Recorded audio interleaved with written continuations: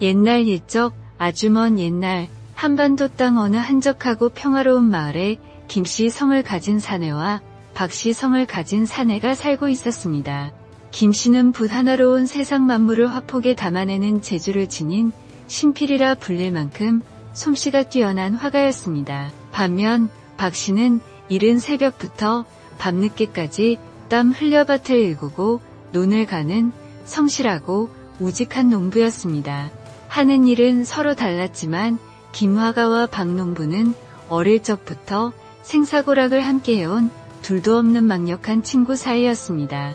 그들은 서로에게 힘이 되어주고 어려운 일이 있을 때마다 서로 도우며 단 한 번도 얼굴을 붉히거나 다툰 적이 없었습니다. 마치 한 형제처럼 서로를 아끼고 위했습니다. 김화가는 툭하면 그린 도구를 챙겨 전국 방방곡곡을 유랑하며 그림을 그렸습니다. 그는 아름다운 자연 풍경뿐만 아니라 특히 아름다운 여인들의 자태를 화폭에 담는 것을 즐겼습니다. 그는 이름난 기생집에 드나드는 일도 잦았고 소문난 미모의 기생들을 모델로 삼아 때로는 옷을 입은 모습, 때로는 옷을 벗은 모습, 심지어 남녀가 뒤엉켜 사랑을 나누는 춘화까지 거침없이 그려냈습니다. 박농부는 겉으로는 점잖은 척, 고상한 척하며 김화가의 그런 행동을 못마땅하게 여겼지만 오랜 우정을 생각해 또 그의 예술 세계를 존중하는 마음으로 겉으로 내색하지는 않았습니다. 하지만 속으로는 김화가의 자유분방한 어찌 보면 방탕하기까지 한 삶을 부러워하면서도 한편으로는 걱정스러운 마음을 감출 수 없었습니다. 어느 날 김화가는 회심의 역작이라며 박농부에게 자신의 새로운 춘화를 은밀하게 보여주었습니다. 그림 속에는 비단 이불 위에 발가벗은 여인이 낯선 남자의 품에 안겨 격렬하게 마치 짐승처럼 정사를 나누는 장면이 생생하고도 노골적으로 묘사되어 있었습니다. 여인의 몸은 달빛을 받아 희게 빛났고 남자의 근육질 몸은 땀으로 번들거렸습니다. 어떤가? 바까 이 그림 정말 살아 숨쉬는 것 같지 않은가? 여인의 뽀얀 우유빛 살결 탐스러운 앵두 같은 젖꼭지 풍만한 둔덕 그리고 붉게 달아오른 뺨 마치 내 앞에서 뜨겁게 움직이는 것 같지 않나? 어떤가? 자네 구미가 확 당기지 않는가? 자네 그림 솜씨야 두말하면 잔소리지 붓이 아니라 신필이야 하지만 이런 그림은 좀 너무 노골적이지 않나? 괜히 사람들 입에 오르내리기라도 하면 자네 평판에 좋을 게 없을 텐데. 걱정 말게. 바까 이런 그림은 은밀하게 아는 사람끼리만 즐기는 것이 제맛이지. 그리고 솔직히 말해서 자네도 이런 그림 싫어하는 건 아니잖나? 사내라면 누구나 이런 그림에 눈길이 가기 마련이지 안 그런가? 바까. 박농부는 얼굴을 붉히며 고개를 저었지만 그의 시선, 음흉한 눈빛은 그림에서 떠나지 않았습니다. 김화원은 그런 박농부를 보며 의미심장한 능글맞은 미소를 지었습니다. 사실 이 그림 속 여인은 자네도 아는 사람이라네. 아주 잘 아는 사람이지. 뭐라고 내가 아는 사람이라고? 그게 누구인가 설마 아니겠지? 슈디건 우리 둘만의 비밀인데 바로 자네 부인 자네 안 사람일세. 박농부는 김화원의 충격적인 고백에 망연자실했습니다.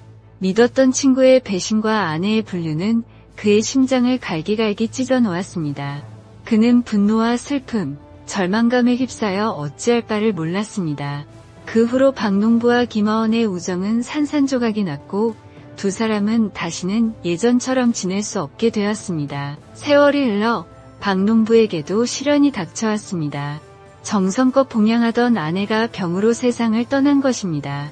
박농부는 아내를 잃은 슬픔에 잠겨 식음을 전폐하고 하루하루를 힘겹게 버텼습니다. 슬하에 자식들이 있었지만 모두 객지로 돈을 벌러나가 넓은 집에는 박농부 혼자 덩그러니 남겨졌습니다. 밤이 되면 박농부는 더욱 깊은 외로움과 고독감에 휩싸였습니다.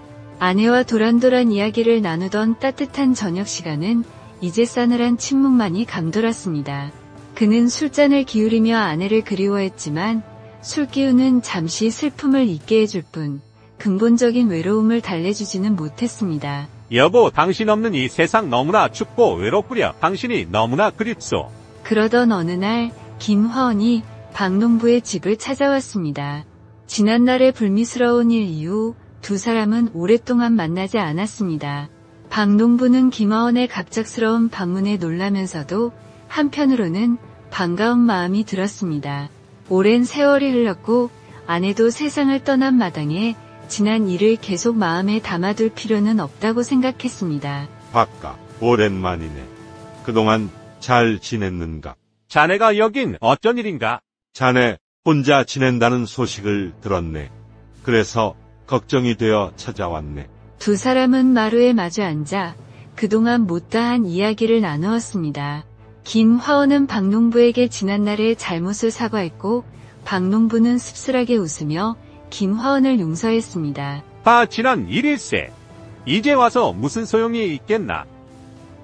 고맙네, 박가. 자네의 넓은 아량에 감사할 따름이네. 두 사람은 밤늦도록 술잔을 기울이며 회포를 풀었습니다. 박농부는 김화원에게 아내를 잃은 슬픔과 혼자 남겨진 외로움을 털어놓았습니다. 자네도 알다시피 나는 평생 아내밖에 모르고 살았네. 그런 아내가 세상을 떠나니 이 넓은 세상에 나 혼자 덩그러니 남겨진 기분이야. 밤마다 잠도 오지 않고 그저 술로 슬픔을 달랠 뿐이네. 김화원은 박농부의 슬픔에 깊이 공감하며 그의 이야기에 귀를 기울였습니다. 그리고 조심스럽게 자신의 생각을 털어놓았습니다. 박가, 자네 마음 내 잘 아네. 호라비 신세가 얼마나 외로운지 나 역시 겪어봐서 아네. 내 자네를 위해 좋은 방법을 한번 생각해보겠네. 김화원은 박농부의 어깨를 두드리며 위로했습니다. 박농부는 김화원의 따뜻한 말에 감동했지만 한편으로는 어떻게 자신을 도와줄 수 있을지 궁금했습니다. 자네가 날 위해 애써주는 건 고맙지만 대체 무슨 방법이 있겠나? 죽은 아내가 살아 돌아올 수도 없는 노릇이고. 너무 걱정 말게, 박가. 내게 좋은 생각이 있네. 며칠만 기다려주게. 내가 다시 오겠네. 김화원은 의미심장한 미소를 지으며 박농부의 집을 나섰습니다. 박농부는 김화원이 서둘러 떠나는 모습에 왠지 모를 섭섭함과 허전함을 느꼈습니다. 오랜만에 찾아온 친구와 좀 더 이야기를 나누고 싶었지만 김화원에게는 무슨 급한 사정이 있는 듯했습니다. 박농부는 김화원이 말한 좋은 방법이 무엇일지 궁금해하며 그가 다시 오기를 기다렸습니다. 며칠 후 약속대로 김화원이 박농부의 집을 다시 찾았습니다. 그는 커다란 보자기에 쌓인 무언가를 들고 왔습니다. 박가, 자네를 위해 특별한 선물을 준비했네. 이것이 자네의 외로움을 달래줄 수 있을 걸세. 김화원은 조심스럽게 보자기를 풀었습니다. 그 안에는 아름다운 여인의 초상화가 있었습니다. 그림 속 여인은 갓 피어난 연꽃처럼 청초하고 단아한 자태를 뽐내고 있었습니다. 맑고 투명한 눈동자는 마치 밤하늘의 별처럼 빛났고 붉은 입술은 앵두처럼 탐스러웠습니다. 여인은 고개를 살짝 숙이고 수줍은 듯 미소를 짓고 있었는데 그 모습이 너무나 아름다워 보는 이에 넋을 빼앗을 정도였습니다. 아니, 이 그림은 정말 놀랍구만. 자네 솜씨는 여전하구만. 아니, 오히려 더 좋아진 것 같아. 마치 살아있는 사람을 보는 듯하네. 그런데 이 여인은 누구인가? 혹시 자네가 새로 만나는 사람인가? 박농부는 그림 속 여인의 아름다움에 감탄하면서도 김화원에게 그림의 의미를 물었습니다. 그는 이 아름다운 그림이 어떻게 자신의 외로움을 달래줄 수 있을지 짐작조차 할 수 없었습니다. 하하, 이 그림 속 여인은 실존 인물이 아니라네. 내가 상상해서 그린 이상형이지? 박가, 자네 이 그림을 보면서 자네 부인을 떠올려보게. 그러면 자네의 외로움이 조금이나마 가실 걸세. 박농부는 김화원의 말을 듣고 고개를 갸웃했습니다. 그림 속 여인이 아무리 아름답다 한들 결국 그림은 그림일 뿐 어떻게 자신의 외로움을 달래줄 수 있단 말인가? 그는 여전히 의아한 표정으로 김화원을 바라보았습니다. 자네 말도 일리가 있지만 이보게, 김화원 그림이 아무리 아름답다 한들 결국은 그림일 뿐이지 않나. 이 그림 속 여인이 어찌 내 말벗이 되어주고 내 술동무가 되어주겠는가. 그림은 그저 눈으로 보는 것이지 정을 나눌 수 있는 대상은 아니지 않나. 박농부는 솔직한 심정을 털어놓았습니다. 김화원은 그런 박농부를 보며 빙그레 웃으며 말을 이었습니다. 박가, 너무 걱정 말게. 이 그림은 보통 그림이 아니라네. 내가 몇 날 며칠 밤을 새워가며 혼을 불어넣어 그린 그림이야. 이 그림 속 여인에게는 특별한 비밀이 숨겨져 있지. 자네, 내 말을 잘 듣게. 자네가 외롭거나 슬프거나 누군가와 이야기를 나누고 싶을 때 이 그림 앞에 술상을 차려놓고 그림 속 여인의 이름을 부르며 간절히 마음속으로 청해보게. 그러면 그림 속 여인이 현실로 나타나 자네의 말벗이 되어주고 술동무가 되어줄 것이네. 마치 살아있는 사람처럼 자네와 함께 웃고 울고 이야기를 나눌 수 있을 걸세. 김화원은 잠시 말을 멈추고 박농부의 눈을 빤히 쳐다보며 엄숙한 목소리로 덧붙였습니다. 하지만 박가, 명심하게. 절대로 이 여인에게 흑심을 품어서는 안 되네. 만약 자네가 이 여인에게 음란한 마음을 품거나 부정한 짓을 하려고 한다면 이 모든 것은 물거품처럼 사라지고 말 것이네. 그림은 그저 그림으로 돌아갈 것이고 자네는 다시 혼자가 될 것이네. 이 점을 반드시 명심하게나. 김화원이 떠난 후 박농부는 김화원이 선물한 그림을 조심스럽게 들어 자신의 방 안 가장 잘 보이는 곳, 예전에 아내가 거처하던 안방 벽에 정성스럽게 걸었습니다. 처음에는 반신반의하는 마음이 컸습니다. 그림 속 여인이 아무리 아름답다 한들 결국은 붓과 물감으로 그려진 그림일 뿐 어떻게 자신의 외로움을 달래주고 말벗이 되어줄 수 있겠는가 하는 의구심이 들었습니다. 하지만 박농부는 김화원의 말을 믿고 그림 속 여인에게 말을 걸어보기 시작했습니다. 처음에는 어색하고 쑥스러웠지만 시간이 지날수록 점점 더 그림 속 여인에게 마음을 열게 되었습니다. 그는 여인에게 자신의 하루 일과를 이야기하고 아내를 잃은 슬픔을 털어놓고 때로는 지난날의 추억을 회상하며 웃기도 했습니다. 놀랍게도 그림 속 여인은 박농부의 말에 귀 기울여주는 듯 했습니다. 그는 여인의 눈빛에서 따뜻한 위로와 격려를 느꼈고 여인의 미소에서 잔잔한 기쁨을 발견했습니다. 그림 앞에서 시간을 보내는 동안 박농부는 더 이상 혼자가 아니라는 느낌을 받았습니다. 하루, 이틀, 시간이 흐르면서 박농부는 점점 더 그림 속 여인에게 빠져들었습니다. 그는 여인의 아름다움에 매료되었고 여인의 따뜻한 눈빛과 부드러운 미소에 위로받았습니다. 그는 여인에게 선아라는 이름을 지어주고 마치 살아있는 사람처럼 대하기 시작했습니다. 아침에 눈을 뜨면 박농부는 제일 먼저 선아에게 인사를 건넸습니다. 선아, 잘 잤는가? 오늘도 날이 참 좋구먼. 저녁 식사를 마친 후에는 선아 앞에 작은 술상을 차려놓고 술잔을 기울이며 하루 동안 있었던 일들을 이야기했습니다. 선아, 오늘은 밭에 나가 김을 맸는데 날이 어찌나 덥던지 땀을 한 바가지나 흘렸다네. 그래도 자네를 생각하며 힘을 냈지. 밤이 깊어 잠자리에 들 때면 박농부는 선아에게 밤 인사를 하고 잠이 들었습니다. 선아, 이제 자야겠네. 편히 쉬게. 내일 또 이야기하세. 박농부는 선아와 함께하는 시간 동안 외로움과 슬픔을 잊고 마음의 평화를 찾았습니다. 그는 더 이상 혼자가 아니었습니다. 비록 그림 속 여인이지만 선아는 그의 삶에 새로운 의미와 희망을 가져다 주었습니다. 박농부는 선아의 아름다움에 점점 더 깊이 빠져들었고 그녀를 향한 그의 마음은 단순한 호감을 넘어 사랑의 감정으로 발전하기 시작했습니다. 그러던 어느 날 밤 박농부는 술상을 앞에 두고 선아 그림을 물끄러미 바라보았습니다. 그는 문득 김화원이 했던 말이 떠올랐습니다.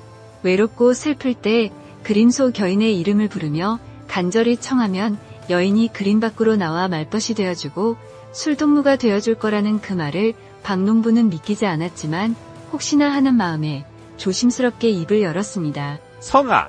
선아야, 내 말 들리느냐? 오늘따라 유난히 자네가 보고 싶구나. 부디 내 앞에 나타나 줄 수 없겠느냐? 내 술 한 잔 받아주지 않겠느냐? 박농부의 말이 끝나자마자 놀라운 일이 벌어졌습니다. 방 안에 향긋한 꽃향기가 가득 퍼지더니 선아 그림에서 한 줄기 빛이 뿜어져 나왔습니다. 그리고 그 빛 속에서 그림 속 선아가 천천히 걸어 나왔습니다.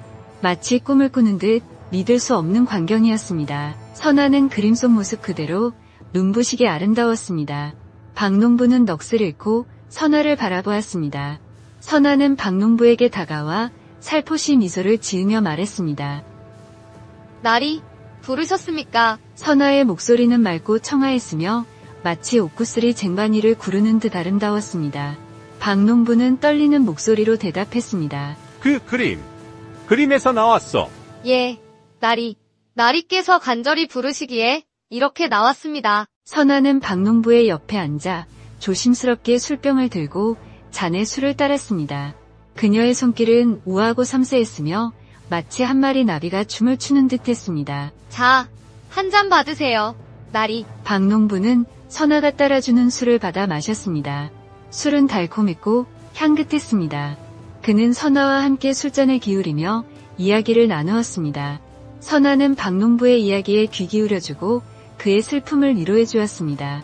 박농부는 선아와 함께 있는 동안 마치 꿈을 꾸는 듯한 허물경에 빠졌습니다. 그는 더 이상 외롭지도 슬프지도 않았습니다. 그날 이후 박농부는 외롭거나 슬플 때마다 선아를 불렀습니다. 신기하게도 박농부가 선아를 부를 때마다 선아는 어김없이 그림 밖으로 나와 그의 곁을 지켰습니다. 선아는 박농부의 말벗이 되어주고 술동무가 되어주었으며 때로는 춤을 추고 노래를 부르며 그의 흥을 돋우기도 했습니다. 선하, 오늘은 날씨가 참 좋구려. 이런 날에는 밭에 나가 일을 해야 하는데 몸이 예전 같지 않으니. 나리, 너무 걱정 마세요. 제가 곁에서 도와드릴게요. 선하, 오늘은 아내가 몹시 보고 싶구려. 나리, 제가 나리의 아내가 되어드릴 수는 없지만 나리의 슬픔을 함께 나눌 수는 있습니다. 선하, 오늘은 기분이 참 좋구려. 자네와 함께 있으니 세상 부러울 것이 없네. 저도 나리와 함께 있으면 행복합니다. 박농부는 선아와 함께하는 시간 동안 모든 근심 걱정을 잊고 행복감에 젖어들었습니다. 그는 선아에게 점점 더 깊이 의지하게 되었고 선아 없이는 살 수 없을 것 같다는 생각마저 들었습니다. 선아와의 만남은 박농부의 삶에 새로운 활력을 불어넣어 주었습니다. 그는 다시 밭에 나가 열심히 일했고 마을 사람들과도 활발하게 교류했습니다. 그의 얼굴에는 웃음꽃이 피었고 그의 눈빛에는 생기가 돌았습니다. 마을 사람들은 박농부의 변화에 놀라워하며 그 이유를 궁금해했습니다. 하지만 박농부는 선아의 존재를 비닐에 붙이고 그저 좋은 일이 있었다라고만 말할 뿐이었습니다. 그는 선아를 잃을까봐 두려웠고 다른 사람들에게 선아를 빼앗기고 싶지 않았습니다.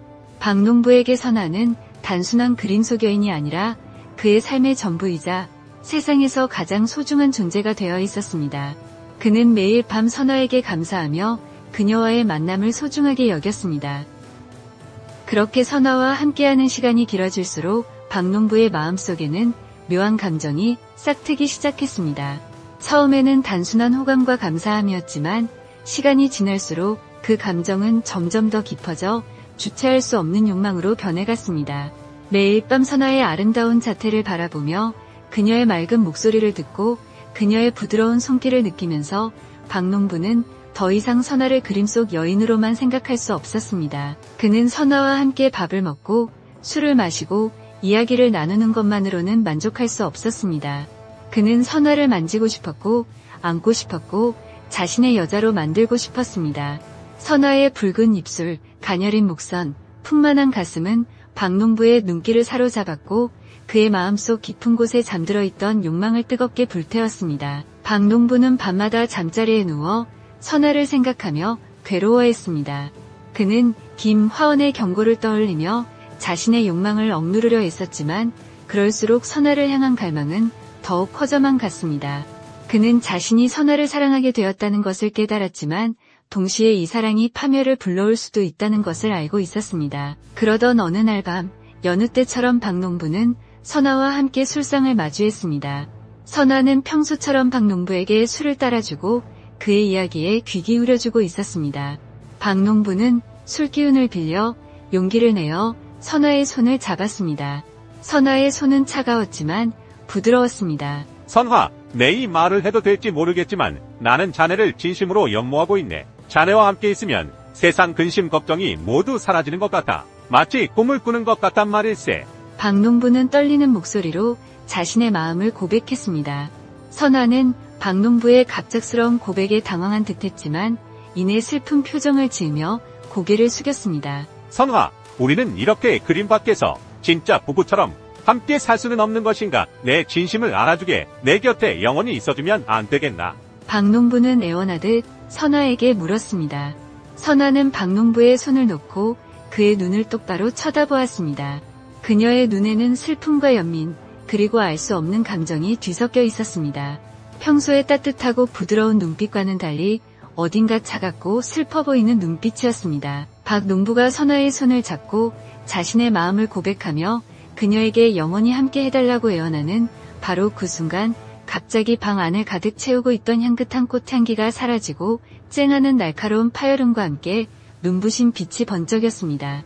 박농부는 깜짝 놀라 눈을 감았다 떴습니다. 눈을 떠보니 방금 전까지 자신의 곁에서 술잔을 기울이던 선화는 온데간데 없이 사라지고 방 안에는 싸늘한 정적만이 감돌았습니다.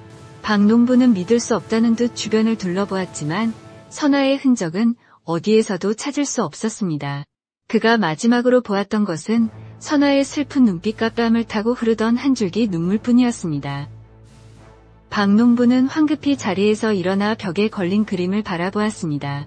그림 속 선화는 여전히 아름다운 자태로 서 있었지만 이전과는 달리 생기가 전혀 느껴지지 않았습니다. 그녀의 눈빛은 차갑게 굳어 있었고 입가에 머금고 있던 미소는 사라진 지 오래였습니다. 그림 아래 바닥에는 작은 물웅덩이가 고여 있었습니다. 마치 선화가 흘린 눈물처럼 박농부는 그제야 김화원의 경고를 떠올렸습니다. 절대로 이 여인에게 흑심을 품어서는 안 되네. 만약 자네가 이 여인에게 음란한 마음을 품거나 부정한 짓을 하려고 한다면 이 모든 것은 물거품처럼 사라지고 말 것이네. 박농부는 자신의 어리석음을 뼈저리게 후회했습니다. 그는 선화를 향한 자신의 욕망을 억누르지 못하고 결국 그녀를 잃고 만 것입니다. 그는 무너져 내리는 가슴을 움켜쥐고 땅바닥에 주저앉아 오열했습니다. 선화야, 내가 잘못했다. 내가 어리석었다. 제발 돌아와다오. 박농부는 밤새도록 선화의 이름을 부르며 울었지만 선화는 다시 나타나지 않았습니다. 그는 며칠 동안 밥도 먹지 않고 잠도 자지 않으며 오직 선화를 그리워하며 슬픔에 잠겨 있었습니다. 결국 박농부는 김화원을 찾아갔습니다. 그는 김화원에게 모든 것을 털어놓고 용서를 빌었습니다. 김화원, 내가 잘못했네. 자네의 경고를 무시하고 선화에게 몹쓸 짓을 하려 했네. 내가 어리석었어. 박가, 자네 어쩌다. 김화원은 박농부의 이야기를 듣고 안타까운 표정을 지었습니다. 김화원, 제발 선화를 다시 돌려주게. 선화 없이는 살 수 없을 것 같네. 박농부는 김화원에게 애원했습니다. 그는 선화와 함께했던 행복한 시간들을 잊을 수 없었고 그녀 없이는 살아갈 자신이 없었습니다.